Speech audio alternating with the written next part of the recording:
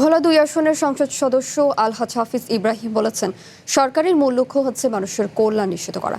রোববার দুপুরে দৌলত খান উপজেলা প্রশাসনের আয়োজনে উপজেলা অডিটোরিয়ামে অসহায় মানুষের মাঝে আর্থিক অনুদান বিতরণ অনুষ্ঠানে এসব কথা বলেন তিনি। হাফিজ ইব্রাহিম বলেন, বিএনপি সরকার দেশের সার্বিক উন্নয়নে কাজ করে যাচ্ছে এবং প্রধানমন্ত্রী তারেক রহমান জনগণের কল্যাণে নিরলসভাবে কাজ করছেন। শিক্ষা, স্বাস্থ্য ও কৃষি খাতকে সর্বোচ্চ গুরুত্ব দিয়ে ধারাবাহিকভাবে বিভিন্ন জনকল্যাণমূলক কর্মসূচি বাস্তবায়ন করা হচ্ছে। তিনি আরও বলেন, নির্বাচনের আগে দেয়া প্রতিশ্রুতি অনুযায়ী দৌলতখানে ইতিমধ্যে ফ্যামিলি কার্ড ও কৃষি কার্ড কার্যক্রম চালু হয়েছে। অনুষ্ঠানে উপস্থিত ছিলেন উপজেলা নির্বাহী কর্মকর্তা আব্দুল মতিন খান, থানা ভারপ্রাপ্ত কর্মকর্তা ওসি ফখরুল ইসলাম সহ আরও অনেকে।